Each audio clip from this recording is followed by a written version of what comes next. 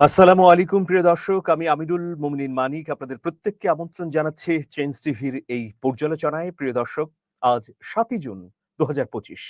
এই মুহূর্তে আমাদের আলোচনার বিষয় হচ্ছে ব্রিটেনে বিরল সম্মান পাচ্ছেন ডক্টর ইউনূস, কিন্তু ঢাকায় তিনি ৩ চ্যালেঞ্জের মুখে। আলোচনার উপর আপনাদের কোনো প্রশ্ন বা মতামত থাকলে ইউটিউবের কমেন্ট বক্সে গিয়ে করতে পারেন। প্রিয় দর্শক, ডক্টর মোহাম্মদ ইউনূস একজন আন্তর্জাতিক ব্যক্তিত্ব। তিনি এই অন্তর্বর্তীকালীন সরকারের প্রধান উপদেষ্টা হিসেবে ইতোমধ্যে ১০ মাস অতিক্রম করেছেন। বাকি আর কত মাস রয়েছে? তিনি যে এটি টাইম বেঁধে দিয়েছেন ২০২৬-এর জুনের মধ্যে নির্বাচন করবেন, তার মানে এই সময়টুকুই তার ক্ষমতাকাল।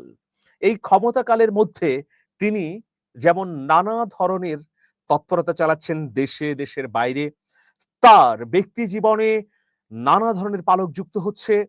গৌরবের, প্রশংসার সেই সব পালকের পাশাপাশি একটা শ্রেণী ডক্টর মাহমুদ ইউনূসের বিরুদ্ধে খড়গহস্ত হয়েছে বা তীব্র সমালোচনা করছে তার নানা কর্মকাণ্ড নিয়ে।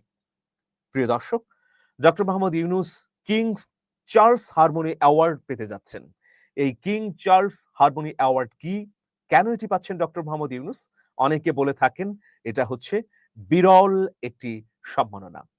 নোবেলজয়ী ও প্রধান উপদেষ্টা ডক্টর মোহাম্মদ ইউনূসকে যুক্তরাজ্যে ঈদুল আজহার পর সফরের সময় আগামী ১২ জুন কিং চার্লস তৃতীয়র পক্ষ থেকে প্রদান করা হবে সম্মানজনক হারমোনি অ্যাওয়ার্ড ২০২৫। ২০২৪ সালে প্রতিষ্ঠিত এই পুরস্কারটি ব্রিটিশ রাজ পরিবার সংলগ্ন দাতব্য সংস্থা দ্য কিংস ফাউন্ডেশন প্রবর্তন করে। এই পুরস্কারের মাধ্যমে এমন ব্যক্তি ও প্রতিষ্ঠানকে সম্মাননা দেওয়া হয় যারা প্রকৃতির সঙ্গে সঙ্গতি রেখে জীবনযাপন এবং কাজ করার দর্শনকে জীবনের লক্ষ্য হিসেবে বেছে নিয়েছেন। এই পুরস্কারের মূলনীতি হলো প্রকৃতির বিরুদ্ধে নয়, বরং প্রকৃতির সঙ্গে মিল রেখে কাজ করা উচিত। এই দর্শনের ভিত্তিতে হারমোনি অ্যাওয়ার্ডস পরিবেশ বান্ধব ব্যবসা, টেকসই উন্নয়ন, ঐতিহ্যবাহী শিল্প চর্চা, পরিবেশ সচেতনতা, এই ৪টি মূল বিষয়ে যারা অবদান রাখেন তাদেরকে পুরস্কৃত করেন। পুরস্কারের প্রথম আসর অনুষ্ঠিত হয় ২০২৪ সালে, যেখানে সাবেক জাতিসংঘ মহাসচিব বান কি মুন এই সম্মাননা প্রথমবারের মতো লাভ করেন তার টেকসই বৈশ্বিক উন্নয়নে আজীবন অবদান রাখার জন্য। তৎকালীন অন্য প্রাপক ছিলেন খাদ্য সচেতনতায় অবদান রাখা জেমি অলিভার, যিনি অ্যাডভোকেট অব দ্য ইয়ারে পুরস্কৃত হন।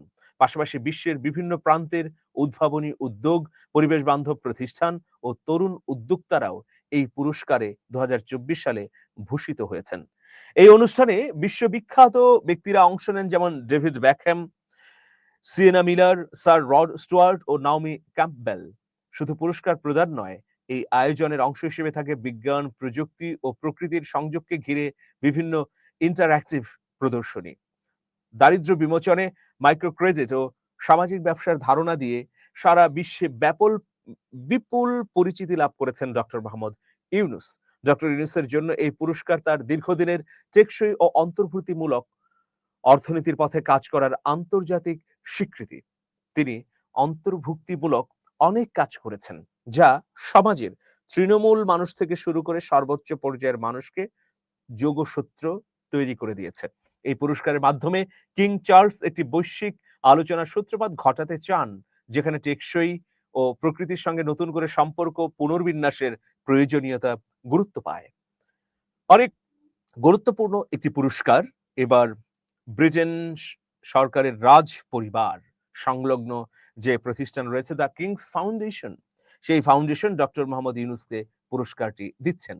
কিন্তু প্রশ্ন হচ্ছে, এরকম বিরল পুরস্কার, এরকম একটা বিরল সম্মানে ভূষিত হলেও ডক্টর মোহাম্মদ ইউনূসের সামনে বাংলাদেশে তিনি যেখানে বসবাস করেন সেই ঢাকায় বা যমুনায় তাকে সবসময় ৩টি চ্যালেঞ্জ তাড়িয়ে বেড়াচ্ছে এবং ৩টি চ্যালেঞ্জের সামনে আবার একটি ডেডলাইন রয়েছে। সেটা হচ্ছে ২০২৬-এর জুন। ২০২৬-এর জুনের মধ্যে তাকে ৩টি কাজ করতেই হবে। নির্বাচন নিয়ে নানা ধরনের আলাপ আলোচনা বা দাবি রাজনৈতিক দলগুলোর মধ্যে আছে। শেষ পর্যন্ত ডিসেম্বরে যদি নির্বাচন নাও হয়, কিন্তু জুনের মধ্যে অবশ্যই হতে হবে। একদম নির্মোহভাবে পর্যালোচনা করলে নির্বাচনটি এপ্রিল ২০২৬-এর পরে যাওয়া কোনোভাবেই সঙ্গতিপূর্ণ হবে না।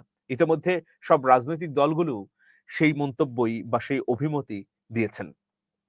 দেখুন, king Charles Harmony award doctor Muhammad Yunus পেলেন বা পাবেন। এর আগে জাপানে তিনি অ্যাওয়ার্ডে ভূষিত হয়েছেন, সম্মানসূচক ডক্টরেট ডিগ্রি পেয়েছেন, চীনে পেয়েছেন। আরো নানা দেশে অন্তর্বর্তীকালীন সরকারের প্রধান উপদেষ্টা থাকাকালীন তিনি যে সফর করেছেন, সেই সফরের মধ্য দিয়ে তার অবস্থান উচ্চকিত হয়েছে। একে তো তিনি ব্যক্তিগতভাবেই সম্মানিত। অন্যদিকে বাংলাদেশের প্রধান উপদেষ্টা হিসেবে তিনি বিভিন্ন রাষ্ট্র সফর করছেন। তার ব্যক্তিগত জীবনে যেমন পালক যুক্ত হচ্ছে, একইভাবে আমাদের রাষ্ট্রীয় ক্ষেত্রেও কোনো না কোনো সফলতার পালক যুক্ত হচ্ছে। এই ৩ টি বিষয় হচ্ছে প্রথমত সংস্কার। আপনারা জানেন সংস্কার নিয়ে দফায়, দফায় রাজনৈতিক দলগুলোর সঙ্গে কমিশনের বৈঠক হয়েছে। কিন্তু শেষ পর্যন্ত এর ফলাফল কি? জনগণ কিন্তু ফলাফল দেখতে চায়। মানে কোন বিষয়ে ঐকমত্য হলো আর কোন বিষয়ে দ্বিমত হলো, এটা কেবলমাত্র জেনে জাতির তো আর কোনো লাভ নেই। জাতি জানতে চায় যে সুনির্দিষ্টভাবে কি পরিবর্তন এলো আমাদের শাসন ব্যবস্থা এবং কাঠামোতে। ধরুন, দুবারের বেশি প্রধানমন্ত্রী থাকা যাবে না। প্রধানমন্ত্রী এবং স আ সংসদ নেতা একজন হতে পারবেন না। প্রধানমন্ত্রী এবং রাজনৈতিক দলের প্রধান একজন হতে পারবেন না।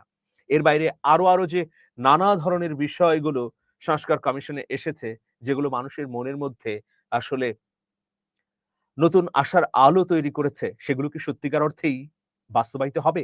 এই চ্যালেঞ্জ এবং প্রশ্ন ডক্টর মোহাম্মদ ইউনূসের সামনে। অন্যটি হচ্ছে বিচার। কেউ বলেন যে বিচারের আবার রোড ম্যাপ কি? অবশ্যই বিচারের রোড ম্যাপ আছে। প্রত্যেকটা কাজেরই পরিকল্পনা থাকা প্রয়োজন।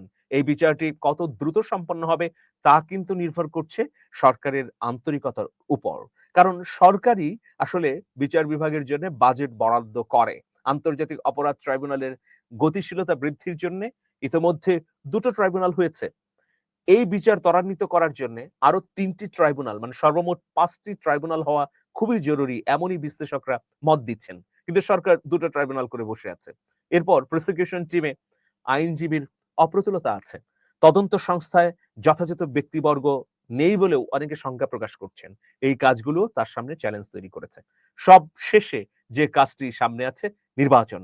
শুধু নির্বাচন হলেই তো হবে না।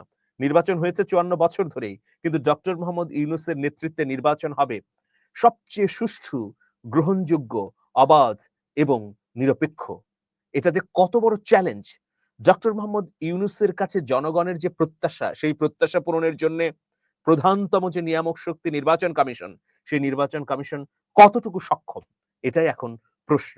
নির্বাচন কমিশনকে কি সক্ষম করে নিরপেক্ষতা বজায় রেখে ডক্টর মোহাম্মদ ইউনূস একটি ঐতিহাসিক এবং বিরল নির্বাচন উপহার দিতে পারবেন? তিনি বিরল সম্মানে ভূষিত হচ্ছেন বটে, কিন্তু দেশের মানুষের জন্য বিরল কাজটি শেষ পর্যন্ত যদি করতে পারেন, তাহলেই তার সম্মানের মুকুট চিরস্থায়ী হবে। প্রিয় দর্শক, ভালো থাকুন। সবার জন্যে শুভেচ্ছা নিরন্তর। আল্লাহ হাফেজ।